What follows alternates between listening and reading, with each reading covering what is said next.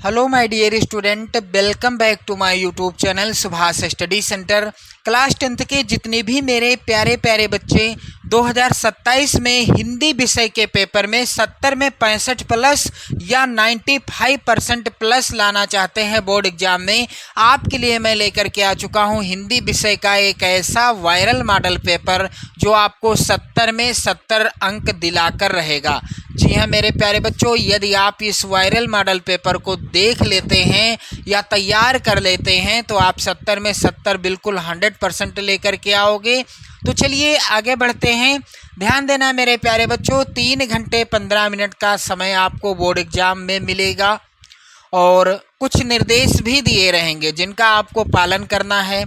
जैसे कि पहला है, प्रारंभ के 15 मिनट परीक्षार्थियों को प्रश्न पत्र पढ़ने के लिए निर्धारित हैं। दूसरा है, सभी प्रश्न अनिवार्य हैं, जितने भी प्रश्न हैं सभी प्रश्नों को करना अनिवार्य है। तीसरा निर्देश है, यह प्रश्न पत्र 2 खंडों खंड आ और खंड बा में विभक्त है। आपका पेपर 2 खंडों में विभक्त रहेगा, खंड आ में और खंड बा में। अब देखो खंड आ में क्या है।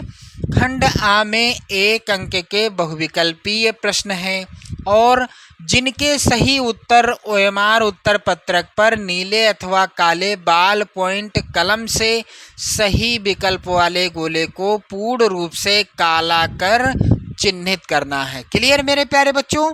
तो ये जो है खंड आ का मैटर रहा, यानी खंड आ में बहुविकल्पी प्रश्न आएंगे जिनकी संख्या रहेगी 20 और जिसके लिए 1 घंटा निर्धारित है। यानी बहुविकल्पी प्रश्नों को हल करने के लिए 1 घंटे का समय आपको मिलेगा।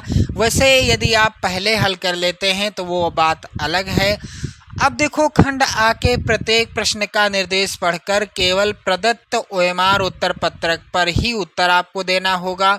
ओएमआर उत्तर पत्रक पर उत्तर देने के पश्चात उसको काटना नहीं है इस तरह से, ना ही इरेजर या वाइटनर का प्रयोग करना है, कुछ नहीं करना। इसका विशेष ध्यान दीजिएगा आप लोग। अगला है, प्रश्न के अंक उसके सम्मुख अंकित हैं, कौन सा प्रश्न कितने अंक का है इसका भी विवरण देखने को मिलेगा। खंड बा में 50 अंक के वर्णनात्मक प्रश्न आपको देखने को मिलेंगे और ये जो प्रश्न होंगे इनका उत्तर आपको लिखना होगा बोर्ड परीक्षा की कॉपी पर। और खंड आ के प्रश्नों का उत्तर आपको ओएमआर शीट में भरना होगा जिसके लिए 20 अंक निर्धारित हैं, यानी 20 नंबर का होगा खंड आ। क्लियर। चलिए ध्यान दें, खंड बा में सभी प्रश्नों के उत्तर एक साथ ही करिएगा। प्रथम प्रश्न से आरंभ कीजिएगा और अंतिम प्रश्न तक करते जाइएगा। जिस प्रश्न का उत्तर आपको नहीं पता है उस पर आप अपना कीमती समय बिल्कुल भी नष्ट नहीं करेंगे। तो चलिए ध्यान दें, खंड आ के बहुविकल्पी प्रश्न, खंड आ 20 अंकों का है और यहाँ पर जितने भी प्रश्न हैं 2027 बोर्ड एग्जाम में बिल्कुल 100% पूछे जाएंगे। ये आप लोग बिल्कुल लिख कर ले लो। चलिए ध्यान दें, पहला प्रश्न सबसे ज़्यादा इम्पोर्टेंट प्रश्न है। कह रहा है, रक्षाबंधन नाटक के नाटककार कौन हैं। रक्षाबंधन जो कि त्यौहार है और ये आने वाला त्यौहार है, अभी आ रहा है आप सभी के समक्ष। तो मेरे प्यारे बच्चों, रक्षाबंधन नाटक के नाटककार कौन हैं। यहाँ पर विकल्प है, ए वाला हरि कृष्ण प्रेमी, बी है राम कुमार वर्मा, सी चतुरसेन शास्त्री और डी है उपेंद्र नाथ अश्क। तो मेरे प्यारे बच्चों, रक्षाबंधन नाटक के नाटककार कौन हैं, इसका उत्तर होगा हरि कृष्ण प्रेमी, ए वाला विकल्प सही होगा। क्लियर। चलिए दूसरा प्रश्न यहाँ पर आप लोग ध्यान देना। हजारी प्रसाद द्विवेदी लेखक हैं। यहाँ पर 4 रचनाएं दी गई हैं। पानी के प्राचीर के, क्या इसके लेखक हैं हजारी प्रसाद द्विवेदी जी, या आपका बंटी के लेखक हैं, या बूंद और समुद्र के, या फिर बाण भट्ट की आत्मकथा के। तो हजारी प्रसाद द्विवेदी जी की रचना है बाण भट्ट की आत्मकथा। यदि प्रश्न आता है बाण भट्ट की आत्मकथा किस विधा की रचना है, तो मेरे प्यारे बच्चों ये उपन्यास विधा पर आधारित रचना है और इसके लेखक कौन हैं, हजारी प्रसाद द्विवेदी जी। क्लियर, समझ में आ गया। चलिए तीसरा प्रश्न है, सिंदूर की होली के नाटककार कौन हैं। बहुत ही ज़्यादा इम्पोर्टेंट प्रश्न है ये सभी, आप जरूर तैयार कर लेना बोर्ड एग्जाम से पहले ही। तो सिंदूर की होली के नाटककार कौन है? यहाँ पर सी वाला विकल्प सही होगा, लक्ष्मी नारायण मिश्र जी। सिंदूर की होली के नाटककार हैं लक्ष्मी नारायण मिश्र जी। चौथा प्रश्न है मोहन राकेश का नाटक है, मोहन राकेश का नाटक कौन सा है? इनमें से मोहन राकेश का नाटक कौन सा है? तो यहाँ पर ध्यान देना मेरे प्यारे बच्चों, इस प्रश्न का उत्तर क्या हो जाएगा? इनमें से मोहन राकेश का नाटक है आधे अधूरे, और इनका एक और प्रसिद्ध नाटक है जिसका नाम क्या है? लहरों के राजहंस। आप लोग नोट कर लेना, लहरों के राजहंस और आधे अधूरे, ये दोनों नाटक मोहन राकेश जी के द्वारा लिखी गई हैं। अगला प्रश्न है शुक्लोत्तर युग की समयावधि या समय सीमा क्या है? तो मेरे प्यारे बच्चों, सन 1938 से 1947 ईस्वी तक का जो समय था ये शुक्लोत्तर युग के अंतर्गत आता है। यहाँ पर बी वाला ऑप्शन सही होगा। चलिए आगे बढ़ते हैं। अगला प्रश्न है मेरे प्यारे बच्चों, प्रश्न छठा है, निम्न में से रीतिकाल की कालावधि या समय सीमा क्या है? तो मेरे प्यारे बच्चों, इनमें से रीतिकाल की कालावधि या समय सीमा क्या है? दिए गए विकल्पों में से सही उत्तर क्या हो जाएगा? यहाँ पर ध्यान देना मेरे प्यारे बच्चों, 1643 ईस्वी से 1843 ईस्वी तक, पहला ही ऑप्शन सही होगा। 1643 ईस्वी से 1843 ईस्वी तक का समय रीतिकाल के अंतर्गत आता है। क्लियर मेरे प्यारे बच्चों। अगला प्रश्न यहाँ पर है, बिहारी ने किस भाषा में काव्य रचना की है? महाकवि बिहारी लाल जी ने किस भाषा में काव्य रचना की है? तो मेरे प्यारे बच्चों, यहाँ पर इस प्रश्न का उत्तर क्या होगा? बिहारी लाल जी ने, पहले तो आप लोग ध्यान दें, बिहारी की रचना का नाम क्या है?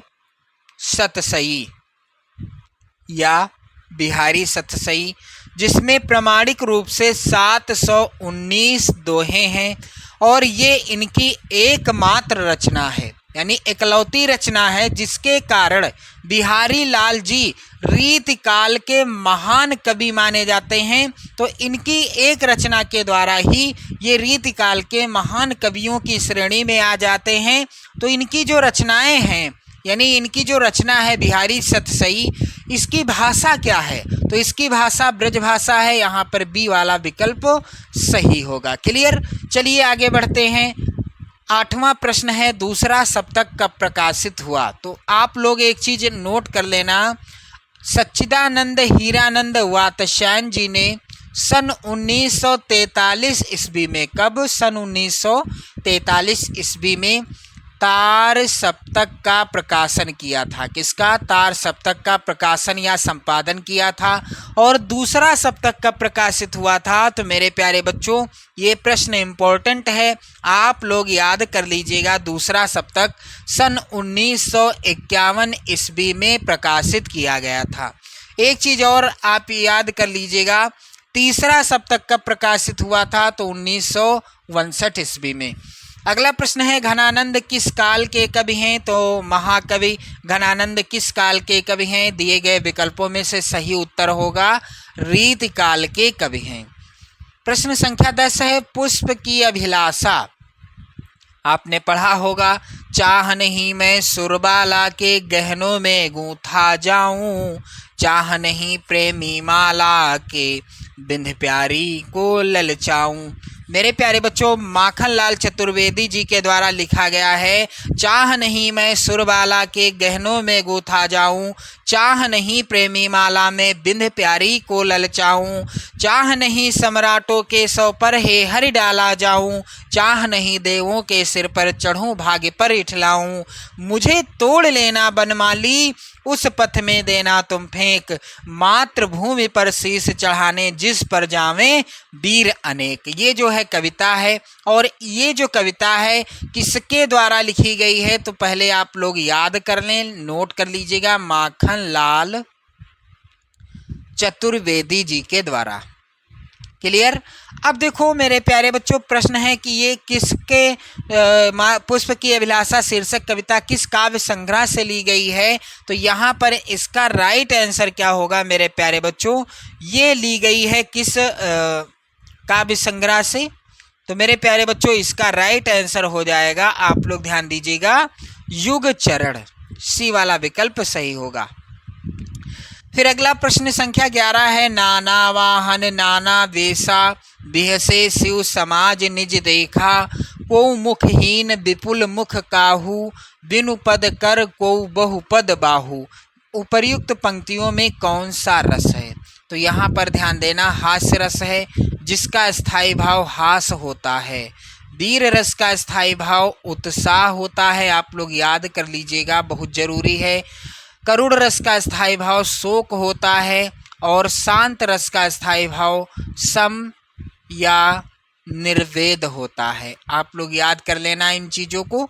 अगले प्रश्न की ओर बढ़ते हैं मेरे प्यारे बच्चों। शेयर कर देना इस वीडियो को, आप लोग इस वीडियो को शेयर कर देना, लाइक कर देना, इन सभी प्रश्नों को तैयार कर लेना। क्लियर? जहाँ उपमेय में उपमान की समानता प्रकट की जाए, जहाँ उपमेय में उपमान की समानता प्रकट की जाए वहाँ पर कौन सा अलंकार होता है? तो जहाँ उपमेय में उपमान की समानता प्रकट की जाती है वहाँ पर अलंकार होता है कौन सा? उत्प्रेक्षा अलंकार होता है। यहाँ पर बी वाला ऑप्शन सही होगा। रोला छंद में कुल चरण होते हैं, तो रोला छंद में कुल कितने चरण होते हैं मेरे प्यारे बच्चों? रोला छंद में कुल 4 चरण होते हैं। और रोला छंद के प्रत्येक चरण में कितनी मात्राएं होती हैं यदि प्रश्न आ जाता है तो रोला छंद के प्रत्येक चरण में 24 मात्राएं होती हैं। आप लोग ये भी याद कर लेंगे। क्लियर मेरे प्यारे बच्चों? चलिए आगे बढ़ते हैं। प्रश्न संख्या 14 है, निम्नलिखित में से किस शब्द में अनु उपसर्ग का प्रयोग नहीं हुआ है?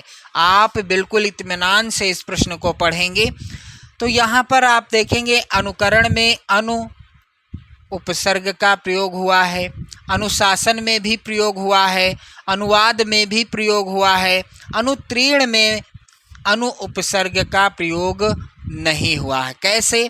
यहाँ पर ध्यान दें, अन है, ये उपसर्ग है, और उत्तीर्ण क्या है? मूल शब्द है। तो जब ये जुड़ेगा तो क्या हो जाएगा? अनुत्तीर्ण हो जाएगा। तो यहाँ पर अनुपसर्ग का प्रयोग नहीं हुआ है, डी वाला विकल्प सही। क्लियर? कन्फ्यूजन को मैं आपकी मिटा दूंगा। चलिए आगे बढ़ते हैं। अगला प्रश्न है मेरे प्यारे बच्चों, नीलांबर में कौन सा समास है? नीलांबर में कौन सा समास है आपको बताना है। तो नीलांबर में मेरे प्यारे बच्चों कौन सा समास है? इस प्रश्न का उत्तर क्या हो जाएगा? कर्मधारय समास है, पहला विकल्प सही होगा। चलिए आगे बढ़ते हैं। 16वां प्रश्न है, बादल का पर्यायवाची शब्द नहीं है। इनमें से बादल का पर्यायवाची शब्द कौन सा नहीं है? तो मेरे प्यारे बच्चों यहाँ पर ध्यान देना आप सभी लोग, इनमें से बादल का पर्यायवाची कौन सा नहीं है? तो नीरद है, अम्बुद है, जलद है, लेकिन जलज नहीं है। ये किसका पर्यायवाची है? आप लोग कमेंट करके बताइएगा। चलिए आगे बढ़ते हैं। तद पुल्लिंग शब्द का चतुर्थी विभक्ति एक वचन का रूप क्या होगा?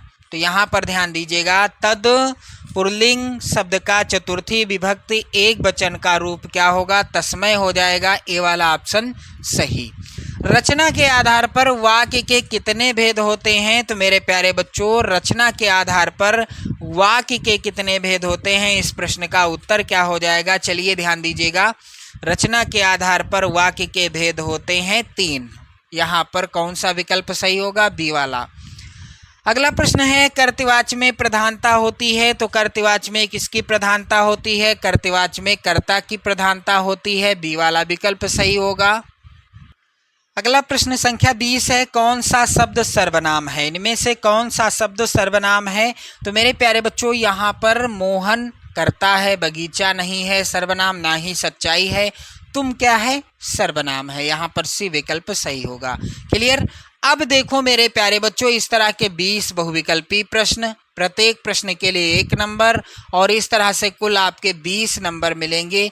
आपको OMR सीट में इन प्रश्नों का सही उत्तर भरना होगा। समझ गए आप लोग?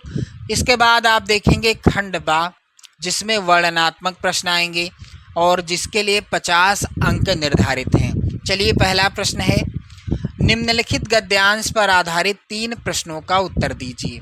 6 नंबर का प्रश्न है।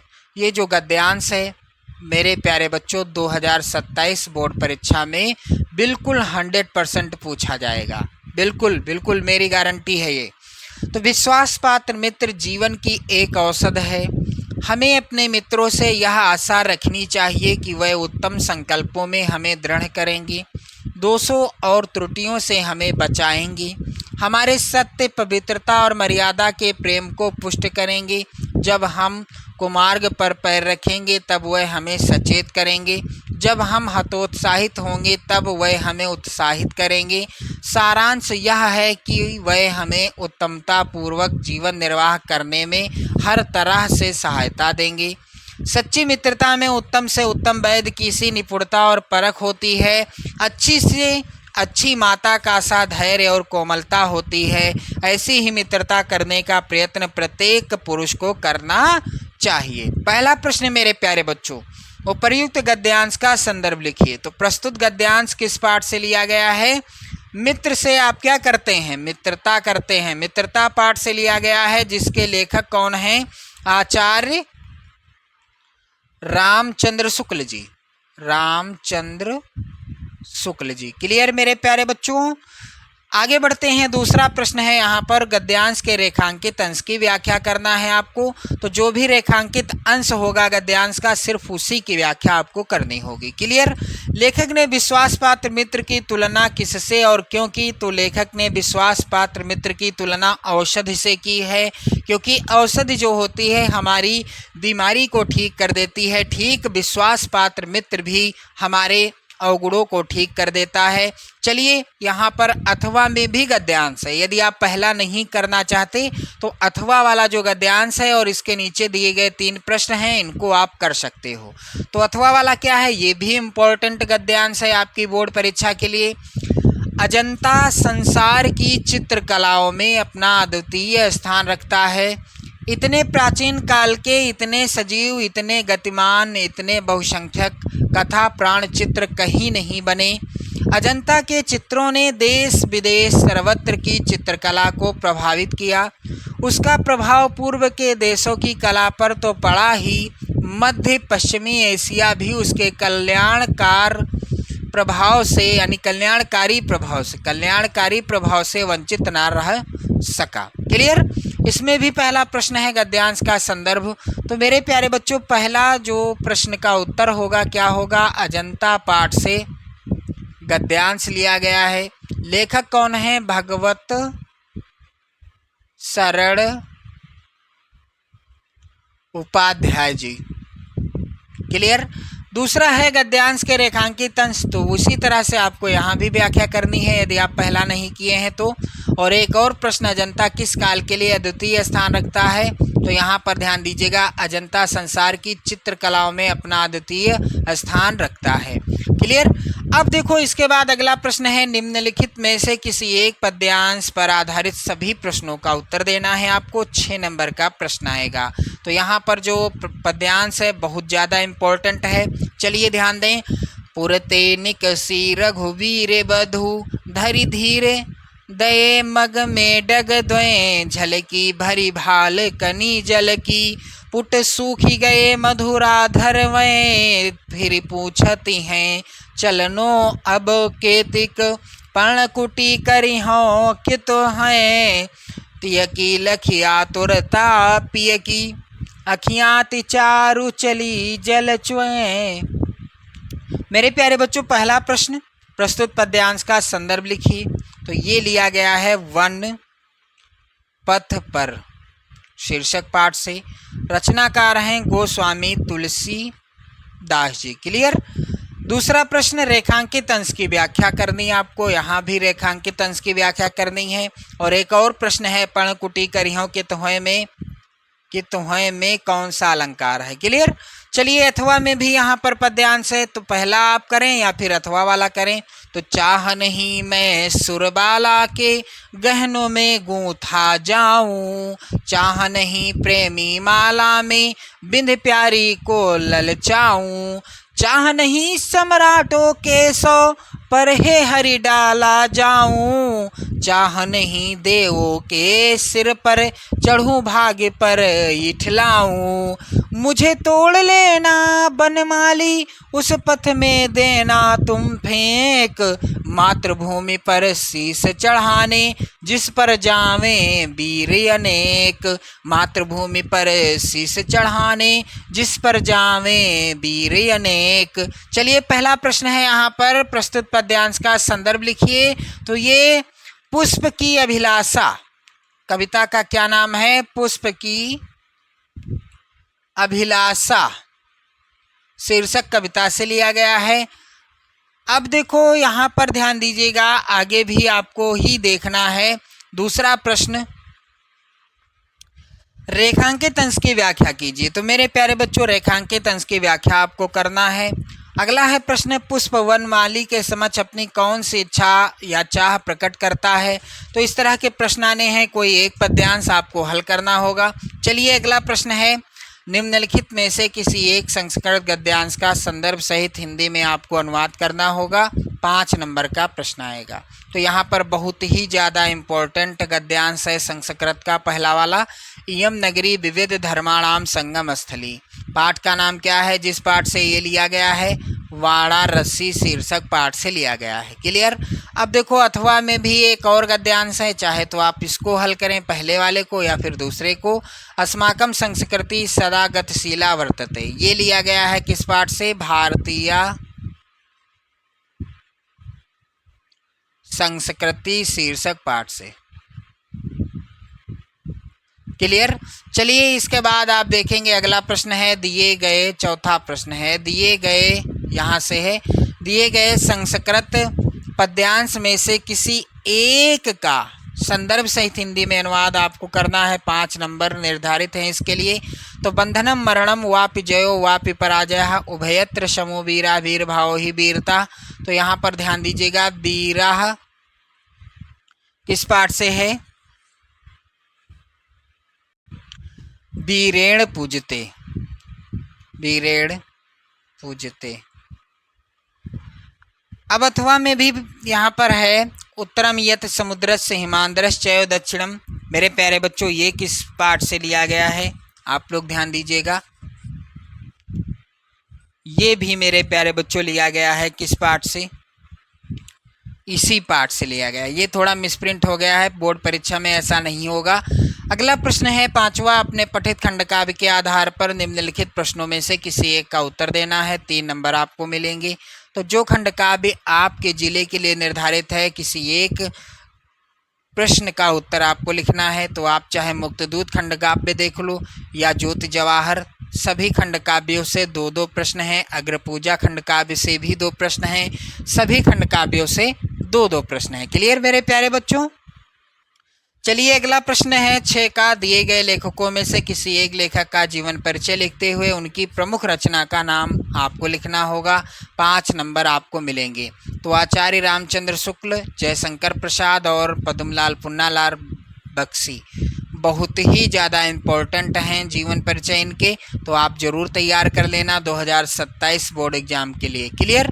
चलिए आगे बढ़ते हैं। अगला प्रश्न है, दिए गए कवियों में से किसी एक कवि का जीवन परिचय आपको लिखना है और उनकी प्रमुख रचना का नाम लिखना है। यहाँ भी 5 नंबर आपको मिलेंगे। तो मेरे प्यारे बच्चों, तुलसीदास, बिहारी लाल और सुमित्रा नंदन पंत लिख लीजिए आप लोग। 2027 बोर्ड एग्जाम में बिल्कुल 100% यही जीवन परिचय पूछे जाएंगे।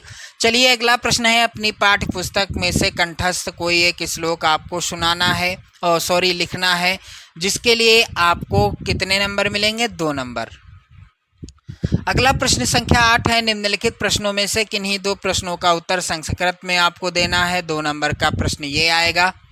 तो कुत्र मरणम मंगलम भवति, वाराणसी मरणम मंगलम भवति, अलछेद्रः कः आसीत। तो अलछेद्रः यानी सिकंदर कौन था? तो मेरे प्यारे बच्चों, अलछेद्रः पुरुराजस्य अलछेद्रः यमन राजा आसीत, यानी अलछेद्र कौन था? सिकंदर था। चलिए ध्यान दीजिएगा, यमनराज था।